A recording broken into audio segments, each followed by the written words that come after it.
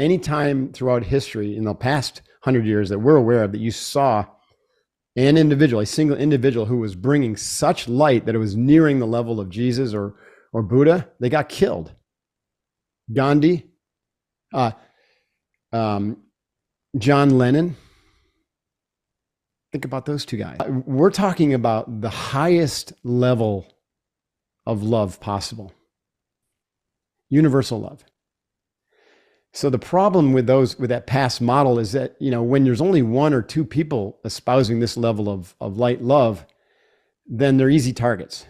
But when there's 100 million people, who are you going to shoot? Right?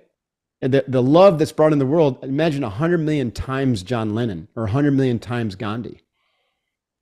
And we can do this now for the first time that we know of in human history. And today on A to the Show, we have Mark Devine. Mark Devine is an American author, podcaster, and retired Navy SEAL commander. His military service spans 20 years, where he oversaw various missions around the world, including Asia Pacific, Africa, Bahrain, and Iraq. He talked about things I've never heard him talk about before. Bro, I love this guy for just how down to earth he seemed when we were talking to him. He just gave us this direct approach. We were just taking the information. He was giving us motivation and information, and also a few rants here and there about some ineffective methods of teachings in life. And we talked about the Matrix too. We talked about the Matrix. Ladies and gentlemen, introducing the very great, unbeatable mind, Mark Devine. To start off, I've started many things in my life. I've started skateboarding and I've given up. I've started yoga and I've given up. I've started weightlifting, and after the excitement period of the first few weeks, it just fades away from me, and it's hard for me. Life gets in the way and I just get out of the habit and I'm just stuck back where I started. So I'm jealous of all your accomplishments and all you've been through and all the discipline you have, because I see you getting to the other side while I'm not able to. What do I do? Well, come live with me for a few months and I'll solve that one. Is it breakfast, lunch, and dinner all served as well? That's right. Yeah, I used to do that. Where all this started was back in 2006. I launched SealFit, and I had this beautiful location in San Diego or Encinitas, California, and I just had this vision when I saw this place being built. I didn't own it, but watched this place being built. I said, "This looks like the Navy SEAL training compound," and it had 4 units downstairs in a U shape, which in the center of it was a big parking lot. I'm like, that center is just like the grinder at Buds or at Navy SEAL training, where everyone lines up and you're doing endless push-ups and flutter kicks and, getting beat up. So I was like, there's my grinder. And then up on the second floor were a couple apartments. And so I said, oh my gosh, look down there. There's my functional gym. There's my yoga studio. There's my self-defense room. There's my office. There's my grinder. I'll just ring the thing with pull-up bars, and that upstairs I can put people up and we can literally create a live-in kind of warrior monk training. And I had that vision while I was watching Charlie build out this brand new property that he was building.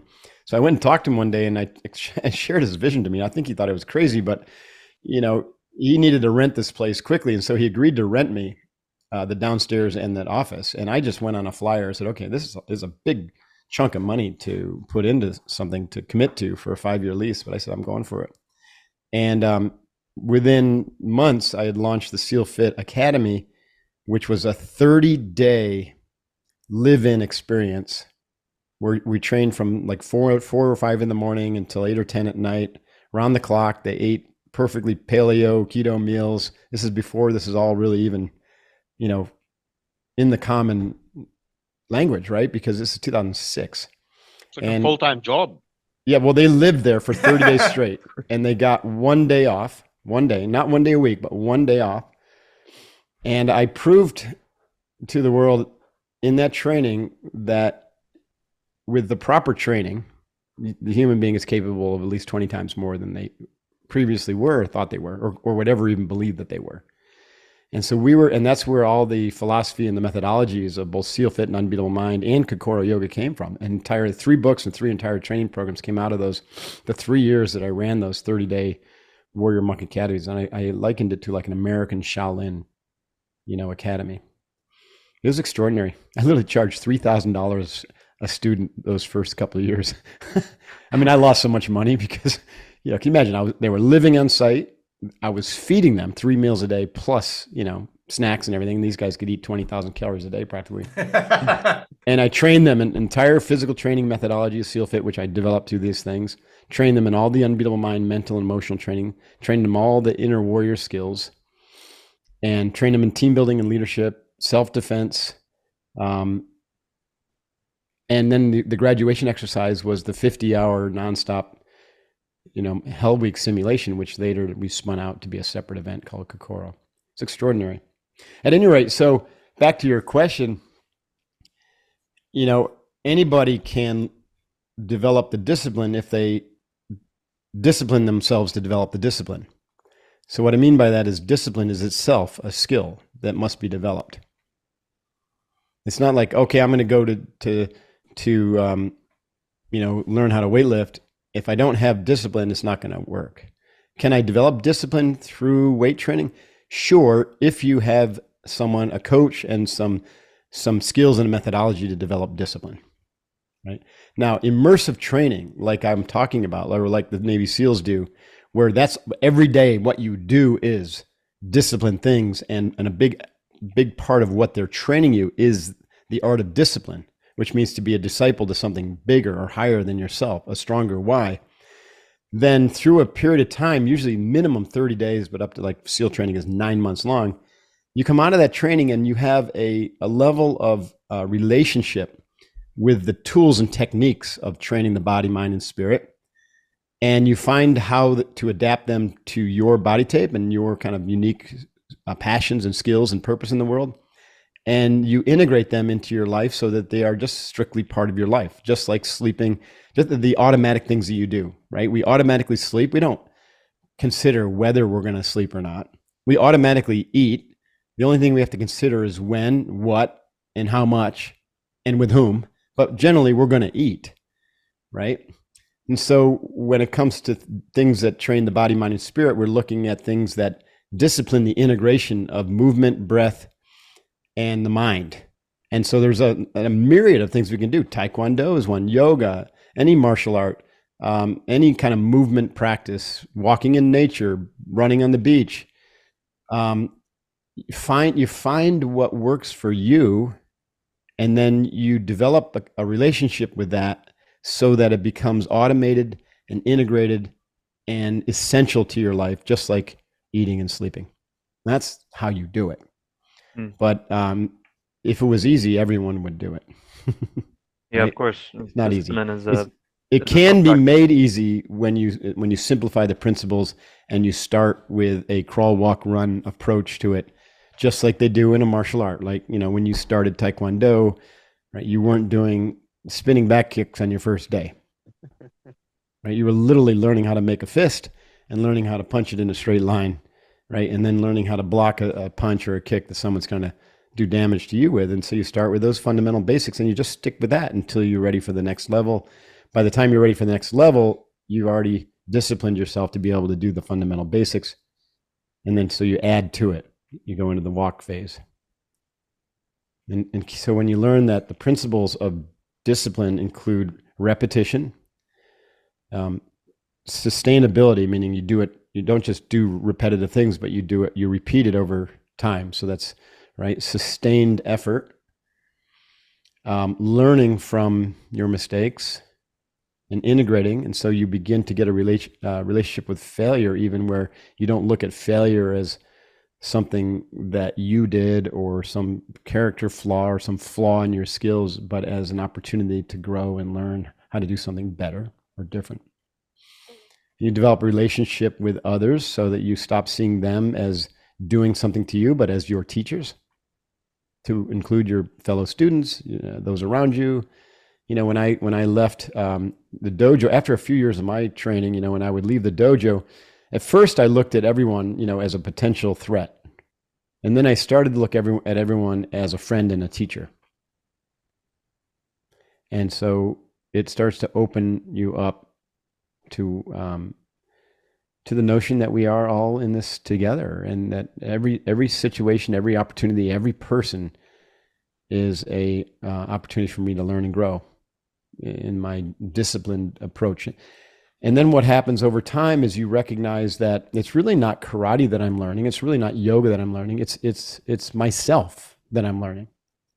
It's self-awareness. It's becoming more complete, more whole. And so I use these artifices as these practices that are appropriate for me based upon my body type, my inspiration, my passion, my skills, my interests, even where I grew up, right? Because like if you guys were still in Lebanon, I don't know much about Lebanon, but I imagine, especially like back in the 80s, it would be kind of difficult to go find a martial arts studio and have a thriving community. You know what I mean? But if you're in New York City, not so difficult. Not so difficult, right? And so time and place where you grow up. Like another example, like can you imagine being an Afghani right now, right? Like, or an Afghan woman. You know, you're not gonna go train yoga right now as an Afghani woman, unfortunately, right? There was a brief moment in time where that started to become a possibility, but if you have the great fortune to be born or to be able to migrate to a place where you have these opportunities, it could be a game changer, right?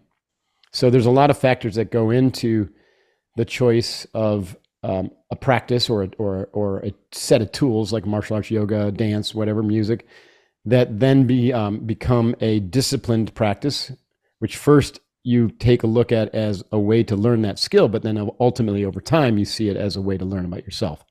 There's a lot of things that go into that, and there's a lot of things that go into sticking with it too.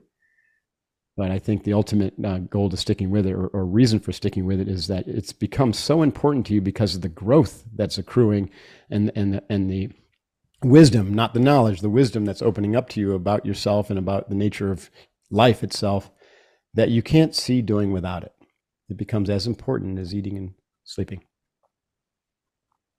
I think you touched on it in the beginning with how you said, like, you need to have a strong why to be able to sustain that self-induced suffering over a long period of time, because that's where the growth lies.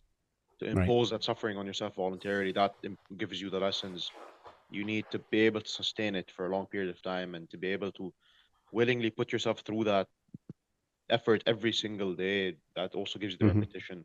So you need to have a strong reason, I think, as to what you said. That's right. Sustain that.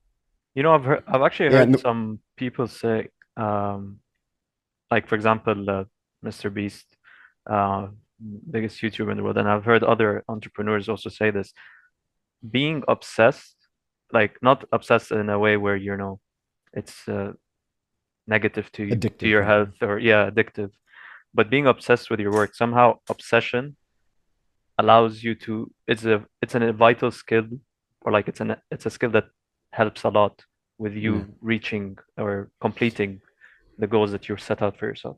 Yeah, what you're talking about is passion directed at a particular interest, right? So obsession is probably not the right term, right, to be used in this context. You want to be passionate, and why are you passionate about something? It's because you're extraordinarily interested in it, because something inside of you says this is valuable for me and it's important for my life, and so you're listening to that inner guidance, that inner wisdom. Right.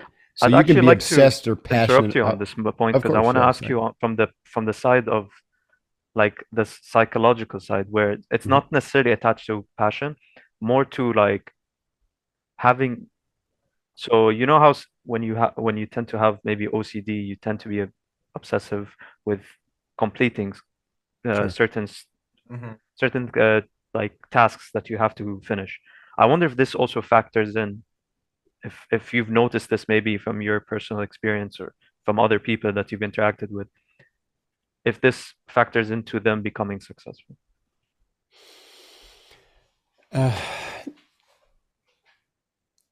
The answer is always it depends upon how invested the ego is in this process, right? Because you could say that OCD again is a condition, right? Because we love, the psychological community loves to name things, right? Because they want to parse everything down into the smallest particular parts, and they call that knowledge. But the reality is, you know, when you have an obsession towards something and your ego's invested in it, then you're like a dog with a bone, and you just won't let things go when you probably should have moved on or could have moved on long ago.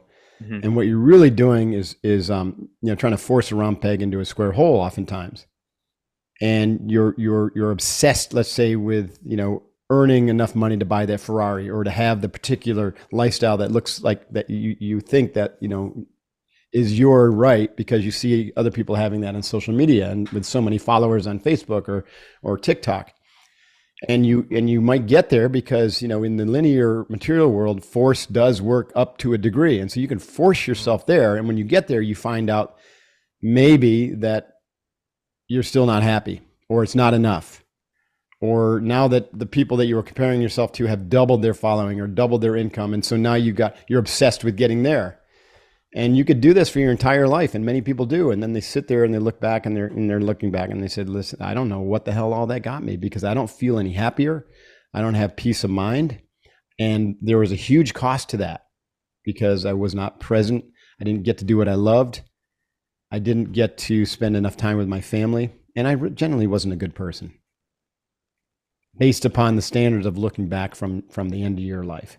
That's why I think one of the most profound and not uncommon tools for really clarifying what's important to you is like to do that future visualization and genuinely imagine yourself, you know, in your last year or last 6 months and looking back on your life and saying, you know, what was the life well lived for me? And is it about how many followers I have or how much money or how many cars or how big of a business I build, or is it something else? And most people say it's something else, right? Doing good in the world, aligning and fulfilling your purpose on this planet, being authentic and present with your family, and bringing more love into the world as opposed to just taking from it. So back to your point, OCD, when looked at from ego development and an obsession for strengthening the ego structures so that you can get more, have more, do more, and be, you know, in comparison to others, it can be very destructive. But those same qualities that you would attribute to OCD applied to things that are absolutely in alignment with your purpose in life and that you're truly passionate about, heartfelt passionate about, open-hearted, and you're bringing more love and light into the world, then that's just considered to be passion. Like, think you're so passionate about it, you can't not do it. Mm-hmm. And other people might say you're like Mother Teresa is obsessed with helping people. She just can't not do it because it's who she is. Do we think that she has OCD? No. Right? No. So you know, again, you got to be careful with maybe today with the limitations of language and naming things, because it really corners you into one particular point of view, which may not be a complete point of view. And I think that's the challenge with Western psychotherapy and psychology, is that they want to name all these things, and in the naming, they're looking at the negative egoic structure aspect of that, and not you know, the positive aspect of that, which can be very, very different view. I'm very happy actually that you mentioned the ego, because you also were talking about how you mix Eastern philosophy with Western philosophy in your academy. And I feel in Eastern philosophy, the ego is more broken down, and it's not a rigid structure where people just try to relate to. It's more free flowing. Yeah. So I wonder, how does that factor into your training? Like, I'm trying to understand, because I'm still learning about the ego. I want to know as much as I can from it. Well, a lot of what we know about what we call ego came out of Freud and then Carl Jung, which is one of his students. And, you know, Freud kind of broke the ego down into, you know, the ego was basically your your conscious outer expression, and the id was your subconscious and your kind of your inner drives. And then there was a super ego, which was supposed to be kind of like your higher self, the part of you that said, you know, I know I shouldn't eat the cookie, but then your ego says, well, I'm going to eat the cookie. And your subconscious mind is basically doing whatever. It's going to, you know, you're addicted to the cookie anyways. So You can't not eat the cookie, right? Regardless of what your superego says. Yeah. Now, and I think that there was some really good, valuable contribution that Freud made, and then there was a lot of distortions. The Eastern view is simply that the human being has a personality that is identified with this body, and the mind is the creator of that relationship or that body, and all that shows up for that body in the material world, in this physical material world. But all of that simultaneously comes out of something called source, right? Some sort of energetic knowledge, wisdom, love, energy, which is the backdrop to all of that. And meditation is the process of turning away from the material linear time space dimension, which is the realm of the personality, which Freud would call the ego, id, and superego, and toward the witnessing self, which is the doorway to the absolute supreme reality or source. And so they're very, very different views, but Freud's was all focused on the outer, whereas yoga and Buddhism and these Eastern philosophies were focused on the totality of the inner and the outer as being non-dual, being one, ultimately one, or one thing expressed in a multitude of different ways or different perspectives, which become personalities of the human experience. So this is why in the Eastern tradition, we are all the same from the level of source. And I recognize the love in all of you and that sameness, but we also have extraordinary diversity, and diversity in our body types and our language and our skills and where we were born and our religions. And so I believe I really appreciate that Eastern approach and the training that has brought me to recognize the sameness and while appreciating the diversity, instead of using diversity as a club to separate people, which is more what's happening in Western culture right now. So I think, let's look at this another way. Western psychology and what Jung and all the others have kind of built upon here in the West, because it's focused on the outward material realm, has also a bias toward action and doing. And so in Western psychology, you say, okay, you've got these limitations or these gaps in your personality, adult development challenges or childhood attachment disorders, or you know whatever they are, whatever challenge your ego development, shadow, childhood trauma. And so there's certain things that you can do, actions that you can take, such as therapy and EMDR and Gestalt and hypnotherapy, and there's the list is a mile long. So you go do these things, and over time you're going to begin to remove those things from your life that were causing those obstacles that were causing you suffering. The Eastern approach is that ultimately you're perfect the way you are. The problem is that you're doing so much and you're so focused on the outer realm and you're so busy and so distracted that you're not present enough to appreciate that, to even experience the peace and the goodness and the beauty that lies inside you. And so to stop doing and to just be present, to be still. And when you're still, then your mind slowly settles down and you begin to experience that witnessing of the totality, source, supreme reality that lies behind.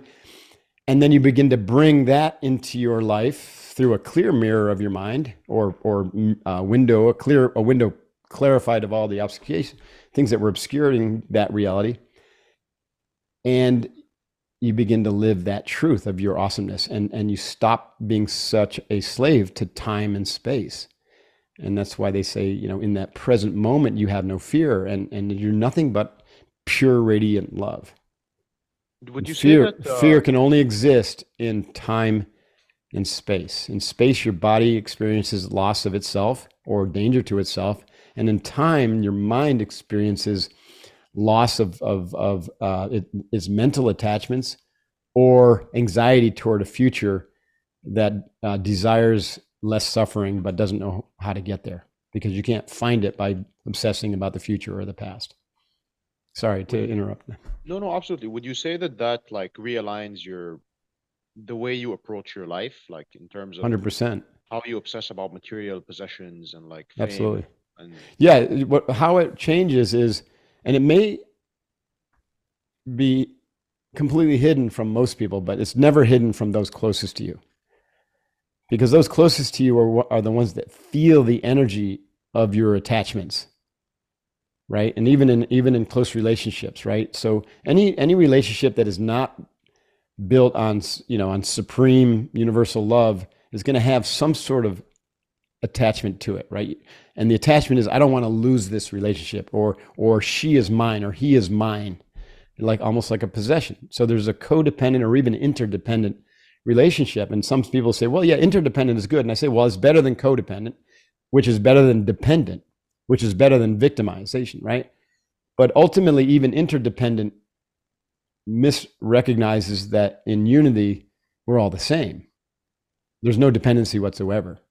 There's just this mutual co-expression of your reality. And so when you train your mind to live from that second perspective, it doesn't mean that you won't find benefit from Western therapeutic practices, because they can improve or help you improve the way that you experience the physical, material, time, space, life. But you won't do that at the expense of knowing that you're fine, you're perfect the way you are. And so you can enjoy it and just live from the present moment while you still accomplish things, but you're not attached to it. You're not attached to the Ferrari. You're not attached to, in fact, you're just as happy to give it away as you are to drive it. You're not attached to the houses. You're just as happy to have someone come live in them as you are to live in them yourselves. I'd love to It's have your Ferrari. very different than, you want to borrow my Ferrari? I don't have one. First, you give me a Ferrari, then I'll let you borrow it. Anyways, I know it sounds highfalutin, but this is the philosophy of life that I think can bridge East and West, and can bridge any kind of religious stuckness where literally people are fighting or think my way or the highway, which obviously we have a shit ton of in this world, right? And you guys in Lebanon have experienced that firsthand more than I have. Well, I certainly experienced as a warrior, right, going over to fight in Iraq and Afghanistan and seeing just how much religion has played a part in all the strife. And it's been going on for thousands of years. And even in Eastern traditions that moved away from the purity of the teaching and started to create dogmatic rituals and institutions, that energy, anytime you do that, the energy gets stuck. Anytime an institution or somebody comes between an individual and his or her experience of the supreme reality, or what the natives would call the spirit that runs through all things, then the energy gets stuck.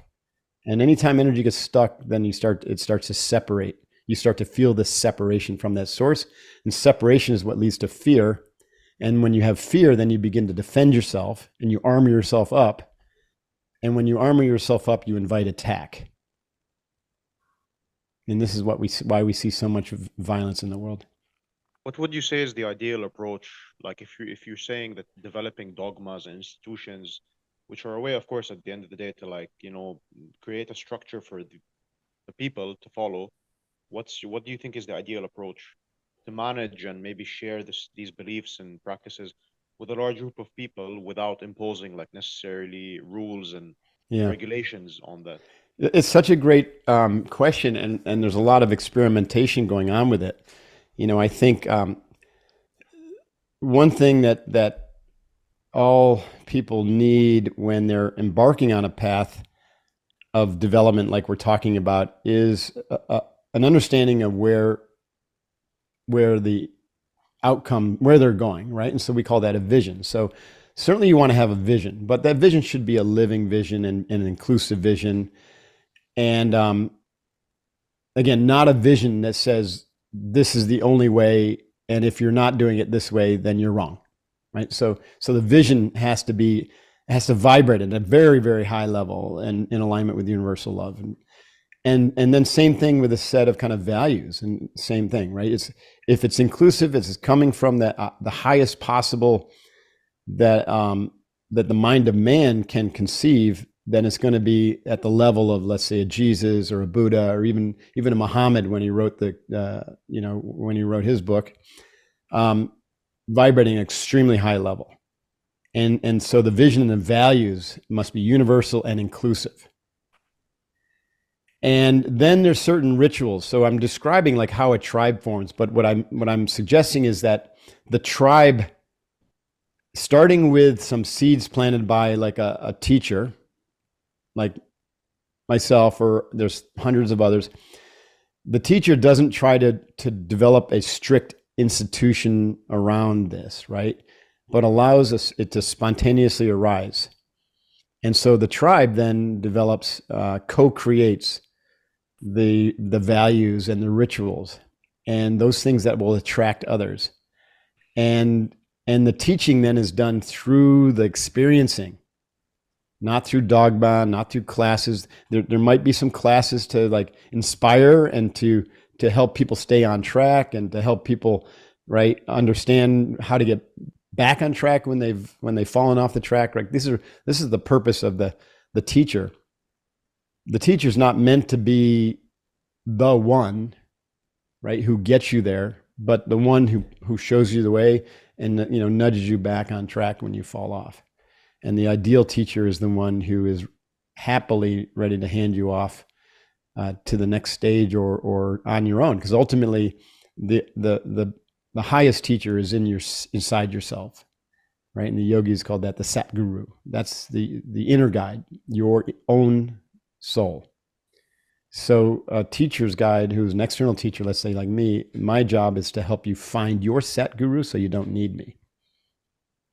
So I think in where we're at today, it looks a lot like a movement, but not like a justice movement that is going to fight for right. It's a movement of love. It's a movement that is spontaneous, that's inclusive. People can come in and out as their lives kind of dictate, as their inspiration dictates. And it's one of where everybody is an experiment of n equals 1, right? We're not looking for like group mystical experiences, right? Or shows of power, like walking on water or anything like that, or visions, group visions. That's all just trickery. They can happen, but it's not the main thing. The main thing is that every single individual begins to experience the peace and the light inside of themselves. And that's the proof that you're on the right track. For that to happen, shouldn't there be roles that people accept? What they don't have to be fixed roles, obviously, because no rules. Not you rules, can have you roles. have values which provide the boundaries and the guidelines. No, I meant roles as in like something that you have to do, like to provide in society. So you know how in every situation, whether if it's in your job or if it's just an event, a moment, every person has a role in that moment. But some Sure. people tend to struggle to accept that if their role changes to something less, under the spotlight, and this for them is conflictual. Mm-hmm. And that's their ego is invested in it. Exactly. And so you're going to find that in any type of structural attempt to bring knowledge and wisdom like this to the world. Mm-hmm.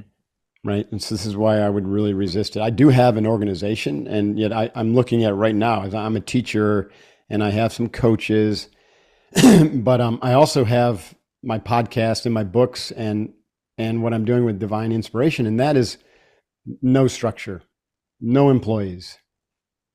That's where I consider I'm going to do most of my work and have, that's what this is all about, this conversation. So I do have to still live in the world and make money. And until like there was some other means for me to be financially free, which I know that it's there, and I could literally throw all the business stuff tomorrow, and I know that I would be provided for. But at the same time, we're doing a lot of good with my organization, Seal Fit and Unbeatable, in really setting the stage, seeding these ideas out there in the world. And our mission is to train 100 million on this path of integration, or on a path of integration. And Unbeatable Mind, or Unbeatable, has a very specific protocol, an operating system, so to speak, of integration. that is kind of like a Western yoga. It has, integrated development. It's got plateaus, adult stage development theory built into it. It's got this combination of kind of East and West psychological and emotional development built into it. It's got purpose finding and alignment, kind of like the Japanese concept of ikigai built into it. It's got training, daily discipline practices and training, and it's got crucibles to really transcend and include, your prior self in those crucibles. So it is fixed in form, but I built it to be a living operating system. So it's constantly evolving, so that it can kind of like keep on reinventing itself. At the same time, I recognize, based upon what we're saying, is that any form, once you fix it in the material world, eventually is going to get corrupted, and eventually will need to be broken down and to decay and to be rejuvenated again. And this is one of the reasons why we have such a mess in our world, is because, we build our institutions of the world, corporate and government, to think that they're supposed to last forever. And they never do. Look at the whole breakdown in the monetary system and all the wars that are going on right now based upon, this faulty belief that the US dollar can reign supreme forever, right? Well, no, it can't, right? No fiat has ever done that. Right. So now we have Bitcoin and blockchain popping up, and all these governments like either accepting it or they're like, oh shit, we got to ban that. Right. It's crazy. But it's only because nothing created can last forever. The Chinese government can't last forever. U.S. government, look at over Lebanon. You have a new government every 5 years or something. I don't know. I'm just making that up. Probably way less, actually. Not far from the truth. Try 5 months. That's right. So we're seeing those systems that people were convinced would last forever are obviously, really, really starting to fray at the seams. And so then the powers that are really benefiting from them double down on trying to make it work, which creates a lot of violence. And that's what you're going to see in the next 10, 20 years. Sorry. Yeah, I guess what you're saying is, in your approach, is that the longevity of anything and anybody is based on the ability to reinvent itself, to adapt and to the times and the environment around it.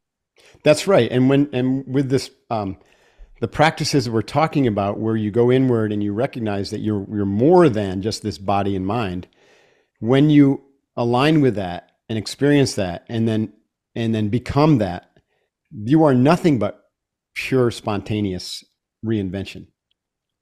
Every single moment is new. You are a new you. And it just becomes the way, so to speak. Nothing gets stuck. There's no attachments, no cravings. You don't care about any institution or structure. In fact, things can, there's one of my teachers is the deceased Dr. David Hawkins, and he was an enlightened Westerner. He was knighted by the Queen of England for his work. His seminal work is called Power versus Force. It's a phenomenal book. But he talks about, he ran this huge neuroscience and psychotherapy clinic in New York City. He had thousands of patients, and, it was a 10, 20, I'm just making it up, probably a 20 or $30 million business. And he had this enlightenment experience. And like literally within weeks, he walked away from it all. He walked away from everything. Everyone thought he had lost his mind. He hadn't lost his mind. He had gained his mind. Yeah. And then he became a teacher, and his biggest contribution to the world wasn't through those healing people through those clinics. It was healing people through his teachings and inspiring people like me to integrate his teachings into my teachings, because it was profound. So my point is, ultimately, to your point, that we want to get to a place where there is no stuckness or rigidity. We are nothing but pure, spontaneous perfection. The Japanese warrior tradition has a term for that, shibumi. It means effortless perfection. And in that effortless perfection, life is experienced as a continuous state of flow, peace, spontaneity, rich respect for everything, which we could call grace, love for everything, seeing the beauty in everything. And you know what? This is accessible to everybody. It is the human nature to crave this, to want this. And the idea of awakening is to wake up to that That's the notion. That's what it means to awakening, is to wake up to that potential that you have that is inherent in all human beings, and then to prioritize that. And once you do that, there's no going back. Wow, I love that vision you have of the future, Mark. And I love that your mission of trying to, awaken 100 million people or so on, because I think it really could drive us in a better direction. But something you said about the next 10 to 20 years are going to be full of violence. And I wanted to ask you about like conflict and interpersonal conflict. You're trying to be a good force in this world, and there are some people that are trying to, like, you actually have met like bad people, would you say, in war, like actual bad people. And that's the very extreme of it, and it's the whole spectrum. Right. What's your opinion on like interpersonal conflict, and are people good or bad? Well, if you look at people as good or bad, you're looking at it from duality. From non-duality, there's just degrees of love. And so what you would call good people vibrate at a very high level and are channeling, expressing, experiencing a high degree of love. And so they look at everyone through loving eyes. What you would say is a bad person or an evil person is someone who's really far removed from love. And so there's more darkness, or there's something's hiding the light from them. Just like, there really is no such thing as darkness unless you hide the light, like in a closed room. You open the window and suddenly the light floods into the room. So that's a good way. You could say that light and darkness are duality, but the reality is there's only light and then less light, or the absence of light, because it's being hidden.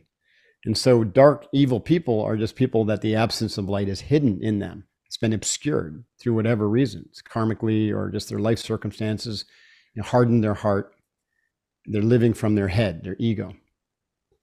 And these people can wreak a lot of havoc in the world, right? We see that. They can wreak a lot of havoc. So the answer for those of us who are walking toward the light is not to fight them. Because when you fight them, then you begin to aggravate and to bring more of that dark energy, right? Because you can only, to fight with force, you have to use dark energy, right? You have to use weapons and, whatnot. And even, and this is really controversial, but even defending yourself against them is the same as fighting them, because now you're fighting yourself. And so that my proof for this is, look at the two countries that have never defended themselves and declared neutral. And they've never been invaded, Switzerland and Costa Rica, right? So what we want to do is continue to bring more light. So when I view of like tipping point theory, like if we have 100 million people who are all acting, thinking,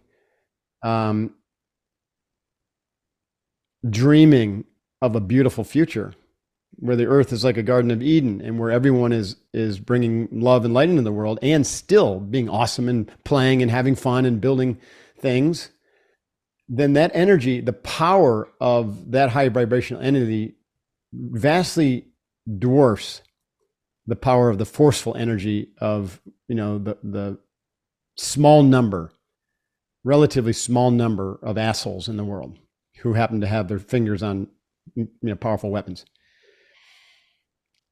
It's just the nature of the beast that the closer you are to the light, the more powerful the energy is. This is why one individual like Jesus, right, or Muhammad or Buddha had so much power to influence so many people, is because they were the closest to the light. Dr. Hawkins actually talks about this theory in his book, and it's no question in my mind that this is the absolute truth. And I've seen it talked about in other, traditions, esoteric traditions. So I believe it to be true.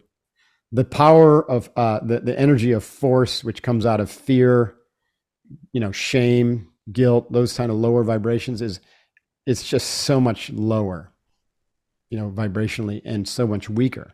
This is why you need weapons and you need a coercion. And the only reason that it works is because they've, over time, these people understood this, and they understood that in order to have power over the the masses. They needed to control the masses through controlling the narrative and keeping them in a state of fear, because that kept their vibrational level really down. And my proof for this is anytime throughout history in the past 100 years that we're aware of that you saw an individual, a single individual who was bringing such light that it was nearing the level of Jesus or Buddha, they got killed. Gandhi, John Lennon. Think about those two guys. When you listen to John Lennon's music, like The Sound of Silence or Imagine All the People, right? I don't think that's the name of the song, but you know what I'm talking about, right? Yeah. Yeah. Imagine. Right. Right. We're talking about the highest level of love possible. Universal love. So the problem with that past model is that, when there's only one or two people espousing this level of light love, then they're easy targets. But when there's 100 million people, who are you going to shoot? Right? And the love that's brought in the world, imagine 100 million times John Lennon or 100 million times Gandhi. And we can do this now for the first time that we know of in human history because of technology, because of the internet, because of, the ubiquitous of mobile phones and soon, satellite, Starlink type stuff, where now we can have conversations like this. And if you just happen to hit a groove, you might get 100,000, and then it might spread over the years, like some of these TEDx things where millions of people are starting to like consume this knowledge and to navigate toward it and to find the right teachers and to come onto the path. And it's unstoppable. So all the negative people are going to try like hell to hold on to their power. It's weak energy, but they have a lot of destructive energy. We don't fight them. What we do is keep on bringing the light, one person at a time, but we do it at scale. And we be, just like Gandhi said, we be the change we want to see in the world at scale. Not by looking for any one person, but by being it ourselves and being a tribe and talking about these things and sharing the light and not fighting against the negative people, not fighting against it, but doing the opposite of it. I play opposite day when I look at the news because I know the news is 90% manipulation unless you're finding it in the right place. And it's all designed to keep people in fear and anxiety and distraction. And so I'll scan the Google News once or twice a day and I play opposite day. I said, what is this headline telling me? And I say, what's the opposite? I say, that's the truth is either closer to the opposite or somewhere in between. And I don't allow any fear or negativity to, I have been a little concerned, I might say, with the way I see politics heading in this country or worldwide with what happened during the pandemic and all the censorship and the freaking totalitarian leaning tendencies. And I'm like, ooh, that's dangerous. But I also recognize that in the context of what we're talking about, these power people, the people that are running all the institutions that have greatly profited them over the past several hundred years, recognize that the global order is breaking down, that the power is being redistributed to the people through the technology, starting with the internet and now with cell phone mobile technology and now with blockchain, and that they have a limited time window to clamp down and try to retain order. And their best way they think they can do it is through a global totalitarian state. And this is what the World Economic Forum and United Nations and all these institutions were kind of built for, this long-term view to be able to do that. And I don't think they stand any chance at all of success because the people, it's not the will of the people. It's the will of that group of people, the elite, who think they know better. And I think a very, sorry to interrupt. I think a very, I went on a little bit of a rant, so apologize for that. That's perfect. No, it's a lot of insight. I think a very relevant but extreme example of the narrative you're talking about is the Hitler with Nazi Germany, because I think that person was very, very removed from the light that you're speaking of, that you Big time. describe, and Yeah. absolutely like just full of hate and anger and discrimination. But he was able to influence an entire nation. Yeah. See, these people, they're not dumb, right? You can be extremely negative and be brilliant, right? You saw that in Donald Trump. Like he's brilliant. Everyone thinks he's dumb as a rock, but he's sly like a cat. But he's negative, and he's got the emotional development, of like a 6-year-old person. But he was just one person who happened to tap into a lot of the energy of people who felt kind of left behind and, considered deplorable, is what basically his opponent called half the country over here. Right. Hitler was extremely smart and very good with controlling the narrative. And in his team, he had propagandists who were like the first and most world-class marketers, who were able to develop this propaganda machine and this story that a lot of people bought into. And then they reinforced that story through terror tactics and disappearing people who spoke out. And so then all the people who were staying in the country because their lives depended upon their businesses, or they just didn't have the means to move, were too afraid to speak out. And then they started working on, the younger generation whose minds are completely malleable, and convince them that, this is the right thing. And now you've got essentially the conditions for what happened there. And it could happen again. Look at what happened with Russia and Stalin, and then, Mao Zedong in China. The people who are the smart ones, who are like, hey, this is fucked up, and they speak out, they get disappeared. And it's over 100 million people, they estimate, is those that were lost in Mao and Stalin's kind of terror reigns. And it's very, very terrifying to me that could happen again.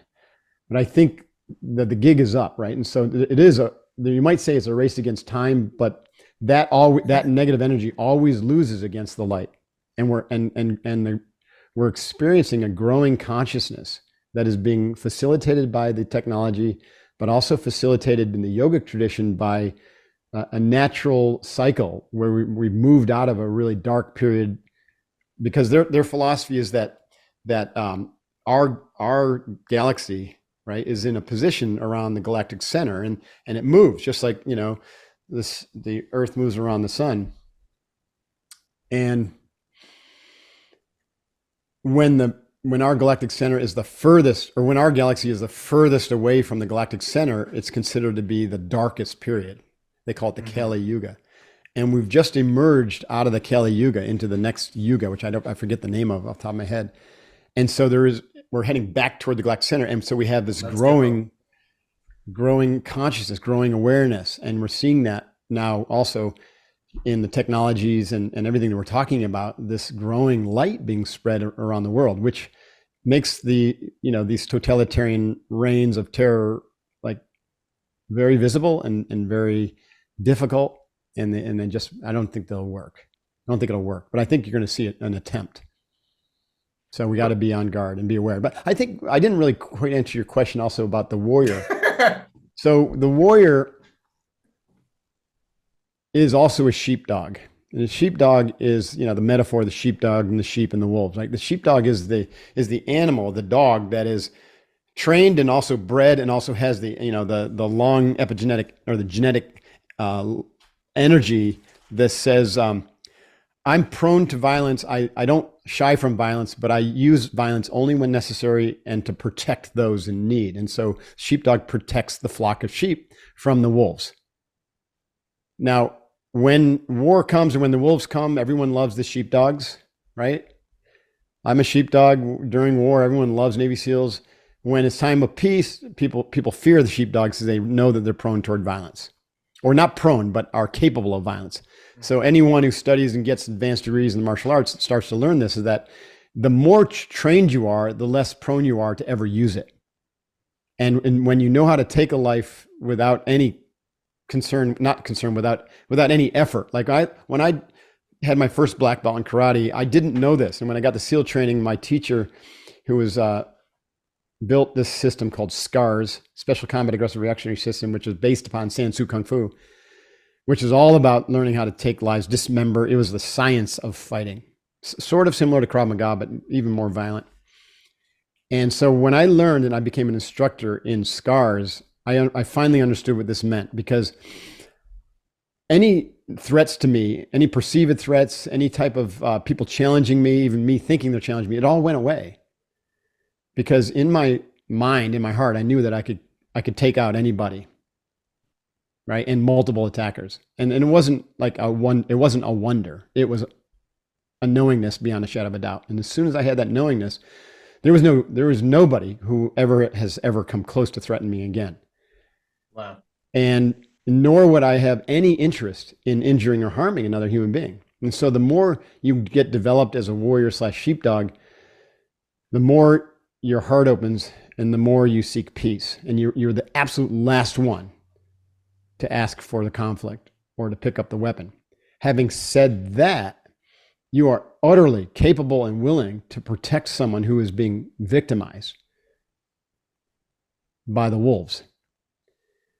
And you will not be a pushover or walked on, right? You're not going to just let someone, right, take your whatever or hurt your child or your mother or your wife or your whatever. You're just not going to allow it to happen. So you're going to intervene. But in that intervention, your first impulse isn't to kill, right? It's going to be to dissolve the situation, right? Just one necessary, I guess. It's very fascinating that even those that are very trained in violence can separate themselves from the need to do that at a moment's, at the drop of a hat, as they say, and just do it when necessary for the sake of doing the right thing. That's right. And at the highest level, when you're aligned with that shibumi or the spontaneous perfection, right, you don't have to sit there and analyze it, right? Like you don't do anything. You're open-handed, you're open-hearted, and you're talking, and you can talk your way out of 99% of these things because the other individual feels that there's absolutely no fear there. There's nothing but a pure, placid pond that they're staring at, and they are looking into the depths of God himself, and everything, all the impulses to fight go away. And if they don't, as soon as they think about attacking, you've already won and you've already diffused the attack. If you don't mind me asking, this might be a bit of a personal question. Of course, I want to go transition to a bit more of the fun stuff here. What's the most dangerous situation you've ever been in your career in 7 years of active duty as a Navy SEAL? I had 9.5 years of active duty and 11, 10 and a half as a reserve officer. My bad. Yep. I would say, the most dangerous, there's no single thing. I've had a parachute accident where, I was hit in the midair by another jumper. It collapsed my chute. I was about 8 seconds from hitting the ground. My attempts to reinflate the chute failed, so I deployed my reserve. That didn't open either. And so now I'm like 3 seconds from hitting the ground. So I go back and shake my main, and, about 2 seconds before I hit the ground, my main chute started to open, and I hit and landed with a perfect parachute landing fall and 0 injuries. I talk about that story in my book, The Unbeatable Mind. And all throughout that time, those 8 or 10 seconds, it felt like I had a minute. I was slowly breathing. I was calm. I was talking to myself calmly. I knew it wasn't my moment to die. I just didn't fear. I just kept working the problem, and I got out of it. But it was extraordinarily dangerous from the perspective of what was happening to me. And I think if I hadn't been meditating for 5 years before that and really understanding how to control my mind and emotions, that it could have been a very different situation, because I was able to get in and stay in a flow state during that and really work the problem. There were so many other situations. Another one we were shooting one day, and this is a training mission. We were just getting ready to shoot one day, and I'm walking toward the range, and this is one of the things that really began to teach me that there's just way more to life than just being this body doing these things in this world. Because I'm walking toward the range, it's 5 a.m, it's cold, the sun is just kind of coming up, and someone put their hand on my shoulder and says, "Stop." And I stopped, and as soon as that happened, an actual friend of mine, another Navy SEAL, had an accidental discharge, some distance from me, and the bullet whizzed right by, and I could feel the air of the bullet in my ear, in my right ear. And had I taken that next step, it would have gone right in the back of my head. So that was incredibly dangerous. When I looked to see who told me to stop, there was nobody there. Yeah. So another incredibly dangerous situation, and these things show up every day. You walk out of your house, get in your car. It's probably more dangerous than Navy SEAL training, right? Because you're hurtling yourself down a highway in this, this weapon, with all these other weapons coming at you, with people who are distracted on their freaking phones and texting, and either drunk from the night before or haven't had their coffee yet. I mean, it's way more dangerous to just get in It's your like car a and group drive. of Navy SEALs shooting Yeah. while on their phones, I guess. Exactly. That's an amazing Yeah. analogy for the highway, actually. There are other combat was dangerous. You know, I don't think there's this. Many SEALs might tell you one specific like firefight or whatnot. I think the whole experience of being a Navy SEAL is freaking dangerous. This is why that's why the training is like 5 years to even get accepted or to be fully trained as a SEAL. And your training is just relentless. It's nonstop so that you can get to those states where you can feel like you're in control of time and you're in control of the environment, even though you know you can't control anything. You can only control what's inside of you, but your experience of what's happening is what allows you to thrive and dominate the battlefield or, you know, the crises like I'm describing to you, because you're able to slow time down and to be able to make very discrete decisions, and you have this incredible access to information that other people wouldn't have access to. Absolutely. You know, Mark, I have to say it's an honor to have you here. Like it's you're not maybe the most famous guest we've had, but like definitely the most dangerous, probably one of the most wise for sure. That's And cool to hear. I want to ask you about the Navy SEAL training. Obviously, like it's one of the most well-known, you know, lethal soldiers on the planet, unforgiving regimen of training, extremely low acceptance rate. It's like getting admitted to Harvard of combat units, I guess, if you want Right. to say, put it like that. What was the main motivation for you to join that, or to attempt to join the Navy SEALs as an officer? Hang on a second. My motivation is I tell about this story in my book, The Way of the SEAL. You know, I was in New York. I didn't join the SEALs when I was 25. I was in Manhattan getting my MBA at the Stern School of Business, New York University, working toward becoming a certified public accountant with a company called PricewaterhouseCoopers. Coopers and Lybrand now. Or back then it was Coopers Lybrand, now it's PricewaterhouseCoopers. And I had, because I was an athlete, and I think, you know, probably a yogi in my past life or martial arts in my past life, I decided at that early age, at 21, when I went to New York City, that I wasn't going to be like these other business professionals that I saw, where, you know, they started to get fat and pasty, and, you know, they're out of shape and unhappy and, you know, not taking care of themselves. So I set up a regimen where I would run every morning, you know, about 6 miles, stretch, you know, journal. And then at lunchtime, when everyone would go out and have their high carb lunch, I would go to the New York Athletic Club and bang out, you know, what now would be called a high intensity interval workout. And then I had a 2.5 hour window when Coopers would let us off in the evening to be able to go to school down at NYU, which was at that time down at the World Trade Center. And so all my peers, there were about 70 in this group, not all from Coopers, but there were a number of firms participating in this kind of cohort at NYU. They would go home and you know, make dinner and change and do some prep work for the school. And I said, I have that window of time as a good training block. So what am I going to do? And that's when I stumbled upon Nakamura and Seido karate, my first martial art. Because we had where I grew up in upstate New York, is a very small town. And there was nothing like the martial arts. And I didn't even get exposed to it until then. And well, I was exposed to it in college because my roommate took up. And so that was one of the things that got me thinking that maybe that's what I could do. And so I found Seido Karate. It was a block away from me, and it was the world headquarters. And it just so happens that the founder, Mr. Nakamura, he's a very famous karate guy from Japan. Like, he was revered, and he was sent to the United States to head up the U.S. division of Kokushai. It was hardcore fighting art developed by a guy named Masayama, who was famous for chopping the horn off of a charging bull with his hand. And Nakamura had similar skills, right? I watched him in Madison Square Garden use his head to like cleanly split through 6 massive blocks of ice stacked on top of each other. I mean, it would have killed anybody else who tried it. Stuff like that. Nakamura, it turns out, was also a Zen master, Zen practitioner, and I would consider a master. And this, what drew me to him was his uniqueness as a human being. I'd never experienced an enlightened man before, but that's what I was looking at, and I know that now. And he had that shibumi that we were talking about, that spontaneousness and that lightness with that intense seriousness, that juxtaposition, the yin, the yang, the earth, you know, he was incredible, very present, very powerful, very loving.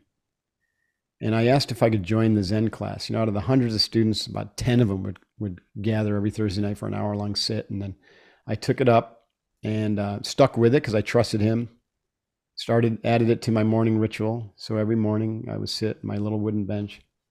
We would then go for these long 4-day retreats at the Zen Mountain Monastery, where we do karate and meditate, and do karate and meditate, wash dishes, wax on, wax off. Well, my mind, now we know through what the effects of meditation are. You can imagine that on a 21-year-old and a 22, 23, when the brain is still growing. So I was just having these massive transformations, both in my brain structure, in my awareness, in the quality of my thinking. And I began to see that the story that I was living, to be a business guy and to make a lot of money and then go back to the family business that's been around for 100 and something years, it wasn't my story. And so I started to ask better questions about my life, about what I'm meant to do. And so I started to seek deliberately to uncover my calling, like what I was on this planet for. And when I started to ask that and look for that, and of course you look within, I was starting to tap into that Sat Guru we talked about earlier. Then I started getting messages that I was meant to be a warrior. Not, mind you, that I was meant to be a Navy SEAL, because I didn't know what the SEALs were.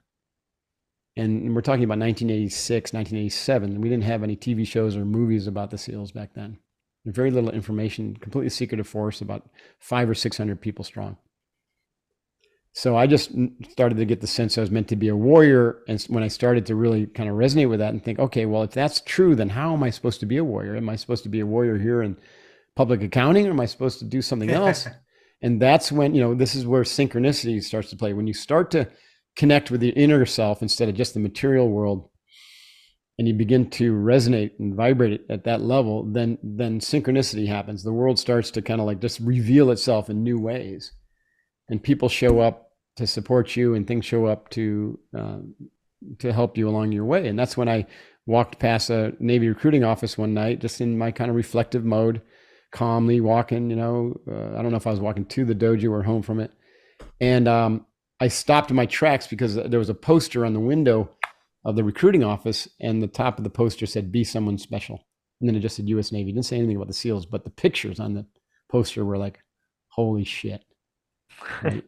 I just stopped in my tracks and I said, that's it. Whatever that is, that's how I'm supposed to be a warrior.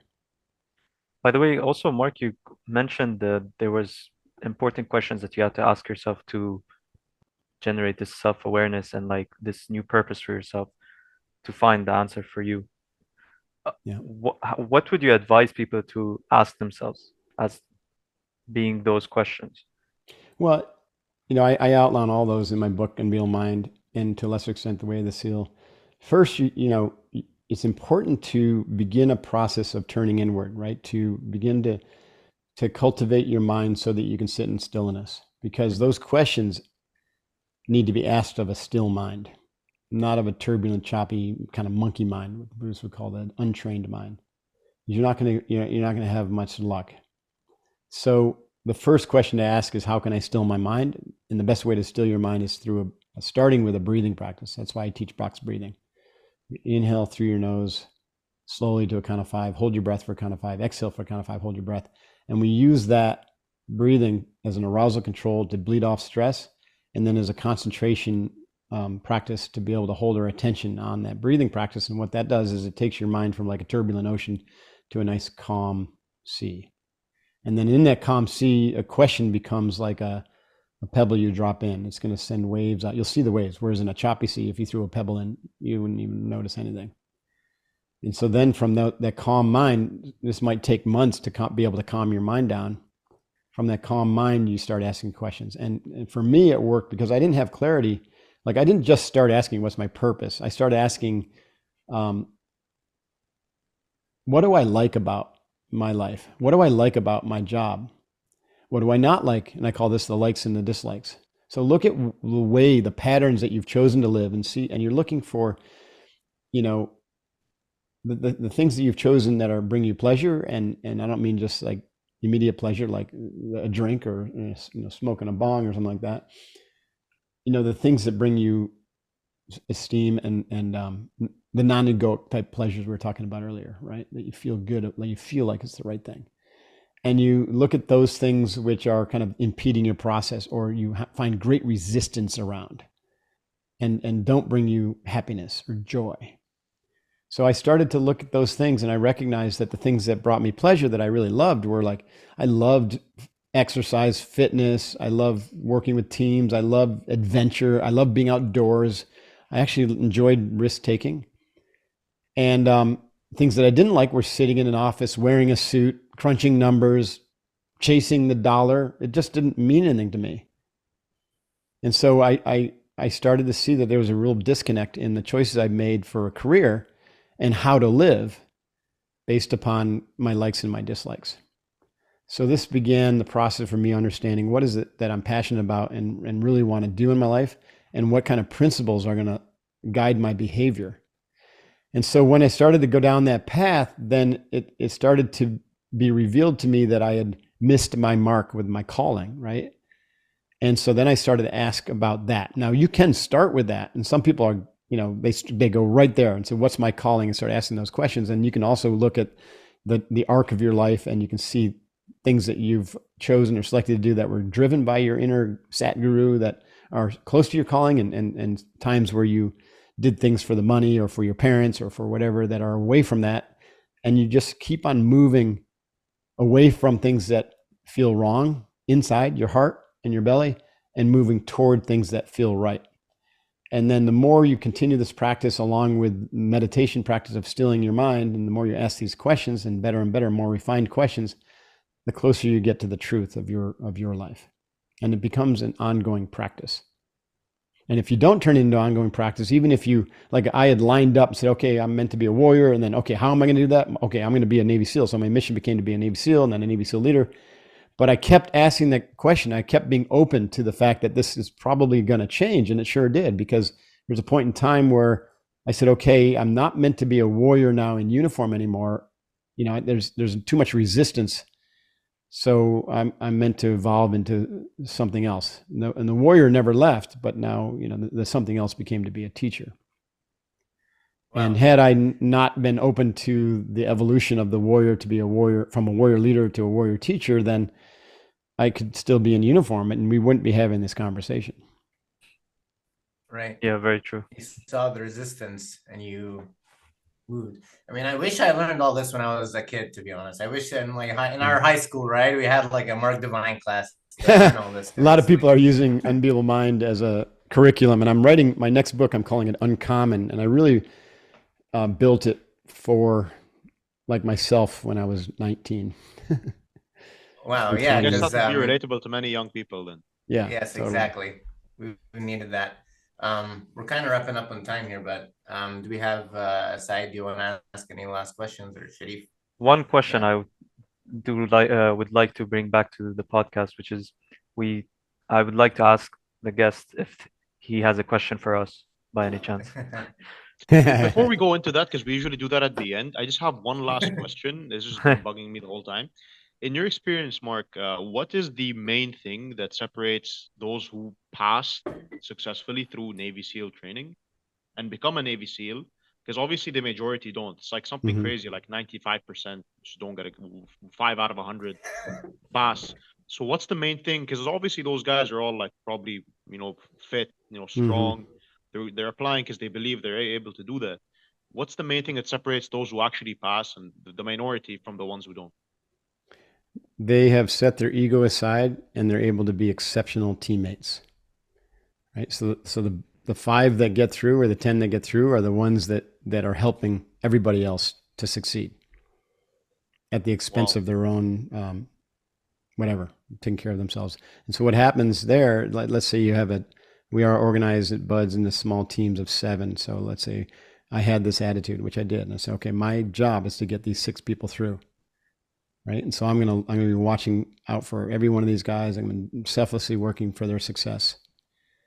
And what happens is that this level of trust begins to build. So now that even though I'm focusing on them and not focusing on myself so much, I've got 6 people who are covering my back, right, who are taking care of my gear, who are making sure that I get through.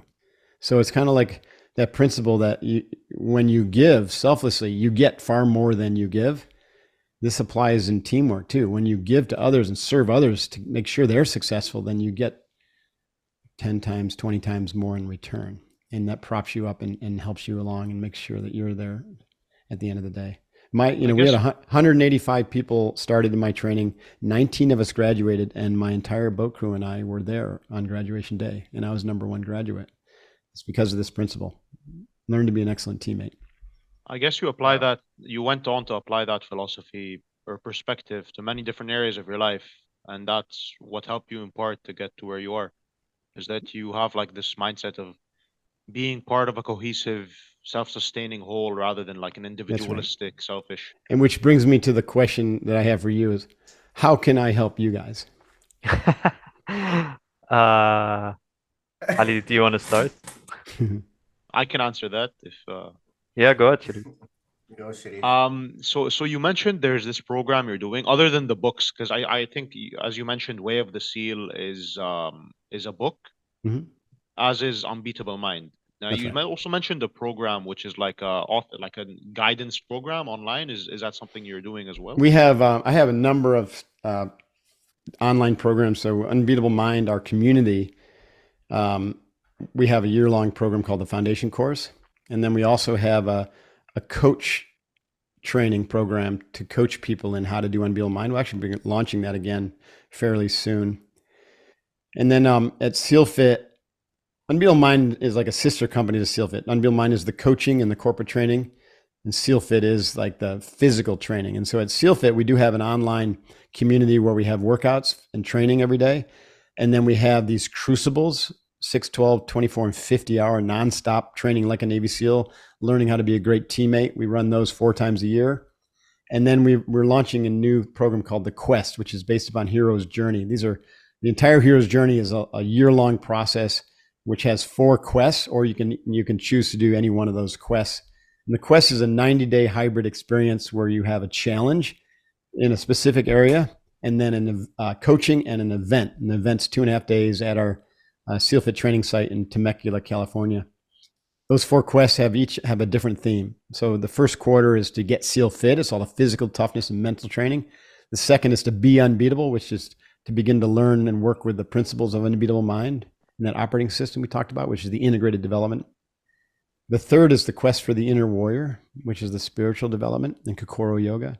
And then the fourth is the quest to be sheepdog strong, which is kind of like, to be the person that when you drive by an accident and you see someone in serious trouble, you're not pulling out your phone and videotaping it. You're running there to render assistance because you know how to do it. And you know how to handle a weapon, and you know how to do basic self-defense, because we teach you those skills as a sheepdog. So those programs are all, you can find those at sealfit.com. And the Unbeatable Coaching Program in the Foundation Course, that can be found at unbeatablemind.com. And all my books and my podcasts and speaking in opportunities you can find at markdevine.com. Definitely interested. I'm going to look those up, Mark. I'm definitely going to look those up. Yeah, it'd be fun to see you guys. For the insight. Yeah, you're not too far. Just come on down. We have a ton of Canadians come down here. It's an easy trip. I imagine. Yeah, no, it's not too far. I'm very close to Seattle, actually. I'm in Vancouver, so we actually have beautiful a lot of area. people coming. That'd be great to see you. Absolutely, man. Thank you so much. I'd love to come and try one of the SealFit programs or the Unbeatable Mind programs one day. Awesome. At least personally. And in terms of like a community, I was just wondering if you I wish I was exposed to you earlier, and I know I'm exposed to you now, and the mindset is just the key, just the philosophy and the mindset is really what impacted me the most. So I was wondering, why have you thought about doing politics or television or trying to? I know there's because if we had people like that, and I don't know, if I could see a show where you're doing what you're doing in SealFit. Yeah, I could see some sort of media thing where we could have these types of conversations, and I just need the right people to help me with that, right? Because it's not my thing. I don't know anything about TV, and so I like to do what I like to do, which is teach and communicate. But I think that would be appropriate, because that's kind of in alignment with how do we reach 100 million people and train them. Then media is one way to do that. But as far as politics, I've had a lot of people ask me that, and the system is just so negative and so broken and so corrupted that I prefer to influence through teaching and to just watch those things break down and bring the light for what's going to come afterwards. I'd like to teach the next generation of leaders who will develop more holistic and integrative and inclusive political systems. Ali, by the way, you didn't Excellent. answer the question that Mark asked us. Oh, how can he help us?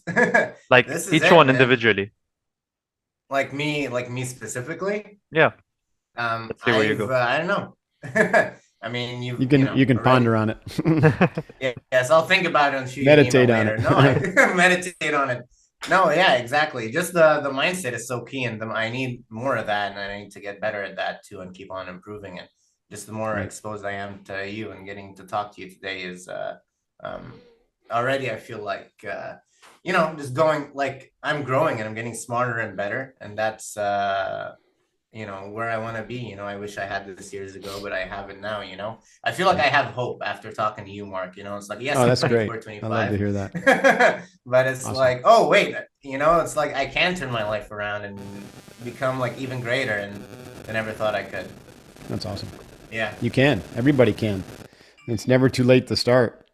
It's imperative to start now and then don't quit. That's the ultimate shortest course in mental toughness and discipline ever. Start now, don't quit. Exactly.